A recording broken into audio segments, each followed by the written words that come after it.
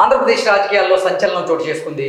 YS విజయమ్మతో జేసీ ప్రభాకర్ రెడ్డి ఈరోజు భేటీ అయినటువంటి నేపథ్యంలో ఈ భేటీ చర్చకు దారితీస్తోంది. ఈ భేటీలో రాజకీయపరమైనటువంటి అంశాలు చర్చకొచ్చాయా, లేదంటే వైఎస్ వివేకానంద రెడ్డి హత్య కేసుకు సంబంధించినటువంటి ఆధారాలు వైఎస్ విజయమ్మ గారు జేసీ ప్రభాకర్ రెడ్డికి అందజేశారా అనేటువంటి రకరకాల వార్తలు ఇప్పుడు సోషల్ మీడియా వేదికగా చక్కర్లు కొడుతున్న నేపథ్యంలో అసలు ఈ భేటీకి కారణం ఏంటి, ఈ భేటీ దేనికి సంకేతం అనే దాని మీద మనం విశ్లేషణ చేసుకునేటువంటి ప్రయత్నం చేద్దాం. ప్రస్తుతం మనతో పాటు ఉన్నారు ప్రముఖ రాజకీయ విశ్లేషకులు అంకమరావు గారు. సార్తో మాట్లాడదాం. Sir hi sir. YS Vijayamma గారితో జేసీ ప్రభాకర్ రెడ్డి గారు భేటీ అయ్యారు. ఈ భేటీ ఇప్పుడు చర్చకు దారితీసింది.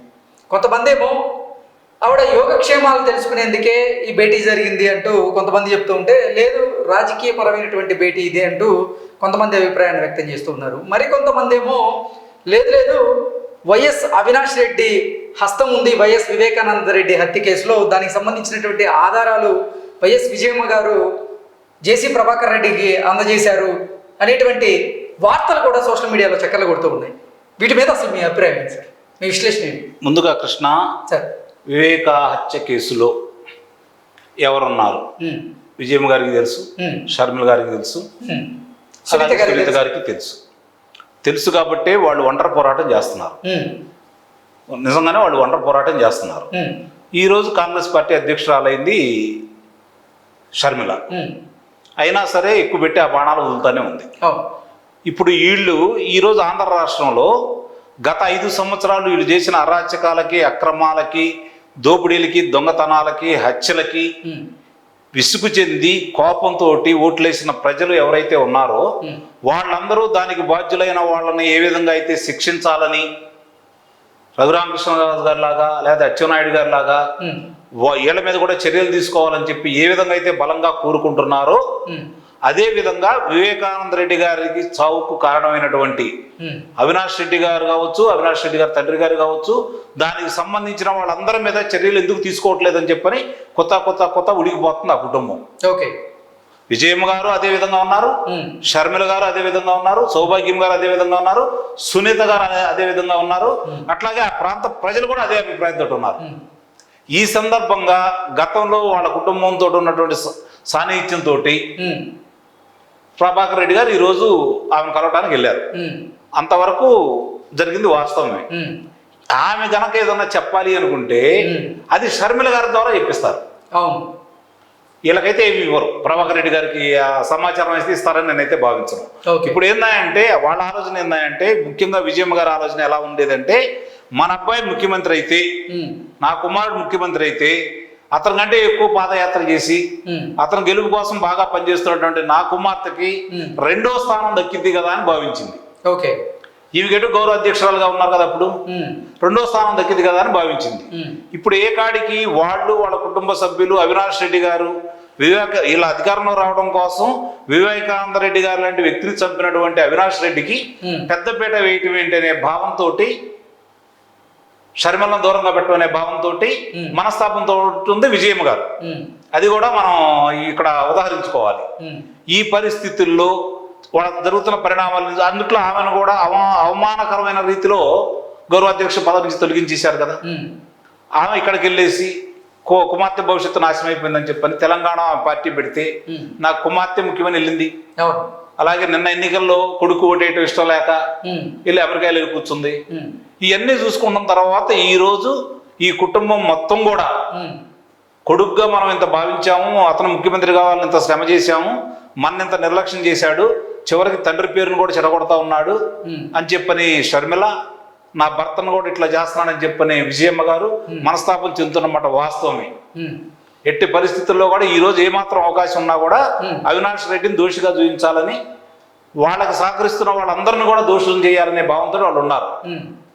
కాబట్టి ఆ హత్యకు సంబంధించిన అంశం ఏదన్నా ఉంటే అది షర్మిల గారి ద్వారా, సునీత గారి ద్వారా ఇంకొంచెం బయటకు వస్తుంది. ఓకే, ఇప్పుడు మనం ఆలోచించాల్సింది ఏంటంటే, ఈ పరిస్థితుల్లో ఇప్పుడున్న ఈ ప్రభుత్వం సహజంగానే చంద్రబాబు నాయుడు గారు ఒక మాట నోట్లోంచి బయటకు వస్తే చాలాసార్లు ఆలోచిస్తాడు.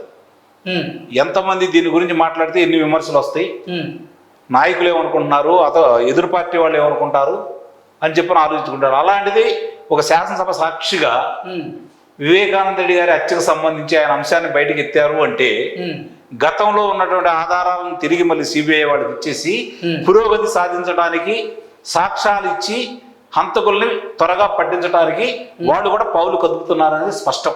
ఓకే.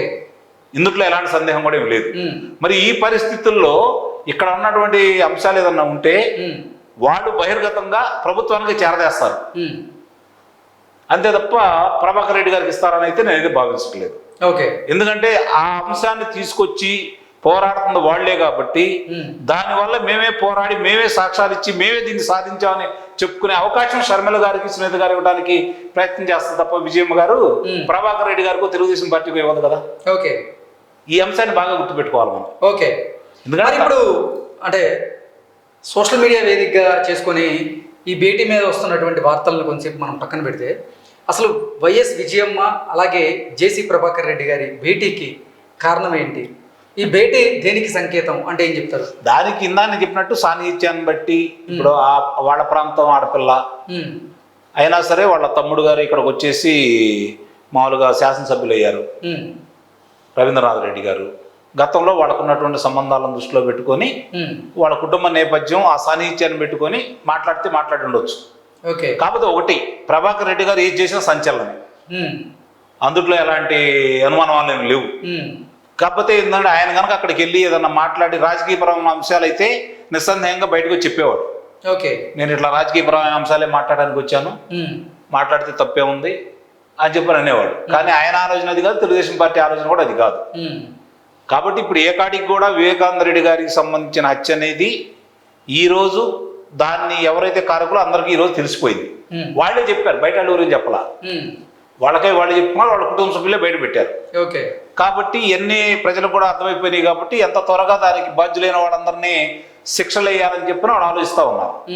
దానికి ఇప్పుడు ప్రభుత్వం కూడా మారింది కాబట్టి అంతకుల్ని అప్పుడు ప్రభుత్వం స్వయానా బాబాయ్ హత్య జరిగినా కూడా స్వయానా అన్న కొడుకు అయిన వ్యక్తి వాళ్ళని కాపాడకుండా వచ్చాడు కాబట్టి అతని మీద వీళ్ళు పోరాటం చేశారు కాబట్టి కుమార్తెలు ఎరువురు కూడా ఈ రోజు అవకాశం వచ్చింది కాబట్టి ప్రభుత్వం మారింది కాబట్టి నిస్సందేహంగా దాని మీదే దృష్టి పెడతారు.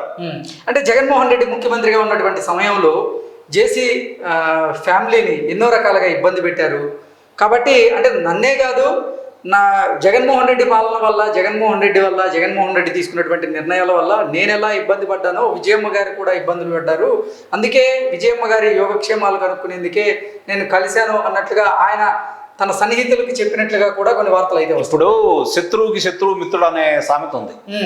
ఇవాళ కొత్త అయితే కాదు కదా, ఇద్దరు జగన్మోహన్ రెడ్డి బాధ్యతలు కాబట్టి పంచుకుంటారు. నేను దాన్ని కాదనట్లేదు. కానీ దాని రాజకీయ కోణం అనేది నాకు పెద్దగా ఎందుకో రాజకీయ కోణం గురించి ఆలోచించాలంటే అంత దురదృష్టి ఉందనేది నేను భావించట్లా ఇరువురిలో కూడా. ఎందుకంటే వాళ్ళు కూడా మరి విజయమ్మ గారు అంటే రాజశేఖర రెడ్డి గారు సతీమణి, జేసీ ప్రభాకర్ రెడ్డి గారు ఇప్పుడు గతంలో శాసనసభ్యులు, ఇప్పుడు తాడిపత్రికి మున్సిపల్కి ఆయనే అధ్యక్షుడు. ఇవన్నీ కనుక మనం చూసుకుంటా ఉంటే ప్రస్తుత పరిస్థితుల్లో రాజకీయ అంశాలు దీంట్లో ముడిపడి ఉంటాయని అయితే నేను భావించట్లేదు. దాంట్లో మాత్రం ఎలాంటి ఆలోచన అయితే లేదు. కాబట్టి వివేకానంద రెడ్డి హత్యకు సంబంధించి ఏదన్నా కొన్ని పంచుకుండొచ్చు కానీ ఆ ఫలితాన్ని మాత్రం షర్మిల గారికో లేకపోతే సునీత గారికో ఇయటానికే ఆమె ఆలోచిస్తుంది తప్ప జేసీ ప్రభాకర్ రెడ్డి గారి ద్వారా దాన్ని బహిర్గతం చేస్తాననేది మాత్రం నేను భావించాను.